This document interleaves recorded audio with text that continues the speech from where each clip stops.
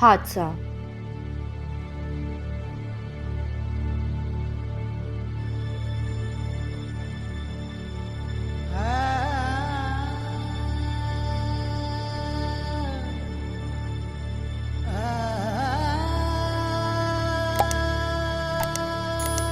یہ واقعہ غیر معمولی نوعیت کا تو نہیں، پھر بھی اس کی صداقت پر قدرے شبہ ہو جاتا ہے، اور اس شبے کو دور کرنے کے لیے میں ہر ممکن کوشش کروں گی۔ نانی مرحومہ حلفیہ بیان کرتی تھیں کہ یہ واقعہ سچ ہے۔ اس کے علاوہ ابھی اس واقعے کے چند عینی شاہد زندہ ہیں، جن میں میرے نانا جان بھی شامل ہیں، جو اس حادثے کے وقت گھر میں موجود تھے۔ اس وقت نانی اماں کی عمر کوئی 16-17 سال کے لگ بھگ تھی۔ ان کی اٹھان اچھی تھی، اس لیے اپنی سب رشتہ دار بہنوں سے بڑی نظر آتی تھی۔ ان کے والد بہت بڑے زمیندار تھے۔ 8 بھائیوں کی اکلوتی بہن ہونے کے ناطے وہ گھر بھر کی آنکھوں کا تارا تھی۔ اللہ نے صورت کے ساتھ سیرت بھی اچھی دی تھی، اور ساتھ ہی دولت بھی گھر کی لونڈی تھی۔ یوں سمجھ لو کہ ہمارے خاندان کے لڑکے ان کے دیوانے تھے۔ ہر گھر کی یہی خواہش تھی کہ بانو ان کے گھر کی بہو بنے۔ ان کے ساتھ ہی ہر لڑکی کی شادی ہو چکی تھی، لیکن نہ ہوئی تو بانو کی۔ جس رشتے کے لیے حامی بھرتے، دوسرا خواہش مند رشتہ دار فتنہ بازیاں شروع کر دیتا، اور مجبوراً ان کے ابا کو اس رشتے کا خیال چھوڑنا پڑتا۔ چچا کے یہاں کرتے تو تایا بگڑ جاتے، تائے کو خوش کرنا چاہتے تو اماں کے نتھیاں والے منہ پھیلا لیتے۔ غیروں میں کرنے کو دل نہ مانتا تھا۔ نتیجہ یہ ہوا کہ عمر بڑھتی چلی گئی۔ ان کے ساتھ والیوں کی گود میں بچے کھیلنے لگے، لیکن بانو کی شادی کہیں نہ ہو سکی۔ بانو کچھ دن تو یہ رسا کشی دیکھتی رہی، آخر لکڑی کی طرح اندر ہی اندر سلگنے لگی۔ اس زمانے میں منہ سے بولنا قیامت تھا۔ بس اللہ میاں کی گائے ہونے کا خطاب پا کر لڑکی چپ چاپ والدین کی خوشی پر مٹتی تھی۔ یہی بانو کے ساتھ ہوا۔ جوں یہ مسئلہ نازک ہوتا گیا، بانو گھن کی طرح پستی چلی گئی، اور پھر بیٹھے بیٹھے دورے پڑنے لگے۔ ہر وقت بخار رہنے لگا، چہرے کی ساری شادابی رخصت ہو گئی۔ بخار اور کھانسی نے راستہ دیکھ لیا۔ جب دیکھو بانو سر سے پٹی باندھے چارپائی پر لیٹی رہتی۔ پہلے پہل تو گھر والوں نے زیادہ توجہ نہ دی، مگر جب چہرہ سرسوں کی طرح پیلا پڑ گیا تو ابا کا دل دھڑک اٹھا اور اماں بھی چونک گئی۔ حکیم کو دکھایا، اس نے انہیں بتایا کہ لڑکی کو دق ہو گیا ہے۔ یہ سن کر گھر والوں کے پیروں تلے زمین نکل گئی۔ حکیم کا منہ بھر کر اسے یہ بات پھیلانے سے منع کیا گیا، لیکن یہ مرض بھی عارضی دواؤں سے کہاں ٹھیک ہوا ہے۔ سدھرنے کی بجائے حالت اور گرتی چلی گئی۔ 6 ماہ کے اندر اندر جلی ہوئی لکڑی بن گئی۔ آخر یہ بات کب تک چھپتی، سارے رشتہ داروں میں پھیل گئی۔ اب تو سارے امیدوار لڑکوں نے اپنی اپنی دکان بڑھانے کی سوچی، اور اب دور دور تک کوئی لڑکا ایسا نظر نہ آنا تھا جو بانو سے شادی کی خواہش رکھتا۔ بانو کے بڑے بھائی فوج میں ملازم تھے۔ وہ جب لمبی چھٹی لے کر گھر آئے تو بانو کی حالت دیکھ کر گھر والوں پر برس پڑے۔ انہوں نے شہر سے اپنے دوست ڈاکٹر کو بلایا، اور ابا کی مخالفت کے باوجود بانو کا ڈاکٹری علاج شروع ہو گیا۔ مریض پر دواؤں سے زیادہ توجہ اثر کرتی رہی۔ ڈاکٹر کی محبت اور شفقت نے بانو کے دل میں جینے کی امنگ پیدا کر دی، اور 3-4 ماہ کے اندر اندر کملائی ہوئی صورت پر بہار کے آثار نظر آنے لگے۔ آج کچھ کل کچھ، بانو دیکھتے ہی دیکھتے اٹھنے بیٹھنے لگی، اور ڈاکٹر کی توجہ اور زیادہ گہری ہوتی چلی گئی۔ اب یہ بات بتانے کی ضرورت نہیں رہی کہ ڈاکٹر صاحب سے جب اس کا معاوضہ پوچھا تو انہوں نے کس چیز کا نذرانہ لینا چاہا۔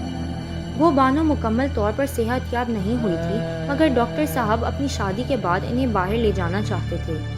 ان کے خیال میں وہ اب تبدیلی آب و ہوا کے بعد مکمل ٹھیک ہو سکتی تھی۔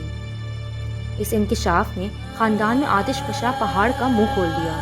منجلے بھائی سے لے کر ابا تک نے زہر کھا لینے کی دھمکی دے دی۔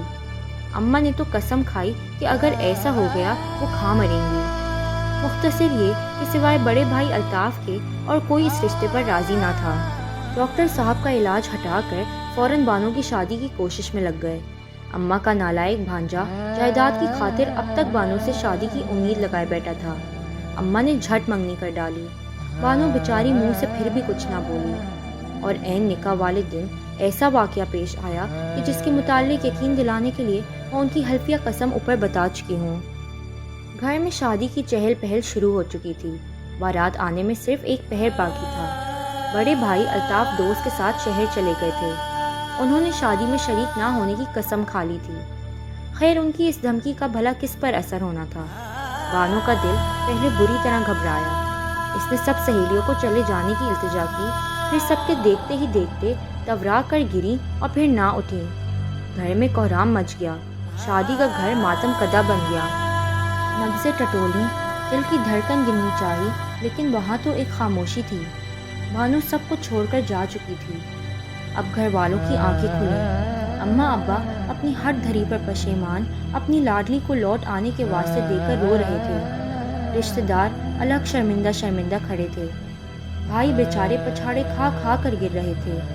سب کو اپنی غلطی کا احساس تھا۔ شام بارات کے آنے کے وقت سے کچھ دیر بعد تک میت کو نہلا دھلا کر کفنا دیا، پھولوں کی چادر ڈال دی۔ ایک آدمی بڑے بھائی الطاف کو بلانے شہر گیا ہوا تھا۔ ان کے آنے تک جنازہ اٹھانا ناممکن تھا۔ صبح تک لاش اسی حالت میں رکھی گئی۔ صبح 4 بجے تک بھائی الطاف بھی آ گئے۔ اس غریب نے اپنی لاڈلی بہن کی پھولوں میں گھری لاش دیکھ کر سر پیٹ ڈالا۔ اس سوگوار جلوس نے بڑے اہتمام سے میت کو اٹھایا اور صبح 5 بجے تک قبرستان جا پہنچے۔ یہاں یہ عجیب واقعہ ظہور میں آیا۔ قبر کھودنے کے بعد الطاف بھائی لحد میں اترے اور واپس آ کر بہن کی لاش کو سہارا دینے کے لیے جو ہی انہوں نے بانو کے سر کے نیچے ہاتھ رکھا، لاش میں یکدم حرکت سی پیدا ہو گئی۔ ایک ثانیے کے لیے الطاف چونک گئے۔ انہوں نے گھبرا کر ہاتھ کھینچ لیا۔ دوسری بار ابھی ان کا ہاتھ بڑھا بھی نہ تھا کہ بانو کا جسم بری طرح کانپنے لگا۔ یوں لگا جیسے کسی بیمار پر تشنج کا عالم ہو۔ یہ نذرانہ دیکھ کر تقریباً سارے لوگ الٹے قدم بھاگ لیے۔ اس وقت صرف الطاف اکیلے رہ گئے۔ ان کا بیان ہے کہ انہوں نے جلدی سے کفن کا کپڑا ہٹایا۔ بانو اپنی پوری کوشش سے اپنے جسم کے ارد گرد لپٹے کپڑے کو ہٹا رہی تھی۔ الطاف کو سامنے دیکھ کر اس نے کچھ کہنے کی کوشش کی، مگر پھر صرف ایک ٹک دیکھنے کے علاوہ کچھ نہ کہہ سکی۔ انہوں نے ہاتھ کی گرمی سے بانو کو حرارت دی اور چند ہی منٹوں میں بانو کی کھوئی ہوئی زندگی کا رشتہ پربحال ہو گیا۔ بھائی نے سہارا دے کر اسے اٹھایا اور گھر واپس لے آئے، جہاں ماتم کا شور خوف کی دبی دبی سرگوشیوں میں بدل چکا تھا۔ جب انہیں لاڈلی بیٹی کے زندہ ہونے کی خبر ملی اور انہوں نے اسے اپنے قدموں سے بھائی کے ہمراہ گھر میں آتے دیکھا تو آپ سوچ سکتے ہیں ان لوگوں کی کیا حالت ہو گئی ہوگی۔ خوف سے بے نیاز ہو کر سب بانو سے لپٹ گئے۔ یہ کہنا اب فضول ہے کہ بانو یعنی ہماری نانی اماں کے شوہر وہی ڈاکٹر صاحب تھے جو اب ہمارے نانا جان کہلاتے ہیں۔ بقول ان کے بانو کو سکتہ ہو گیا تھا یا پھر اسے نئی زندگی ان کے لیے ملی تھی۔ بات کچھ بھی ہو، یہ حقیقت ہے۔ یہ غم بڑے ڈرامائی انداز سے خوشی میں بدل گیا اور نانی اماں اس واقعے کو سنانے کے بعد ہمیشہ خلاؤں میں گھومنے لگتی تھیں جیسے کچھ ڈھونڈ رہی ہوں۔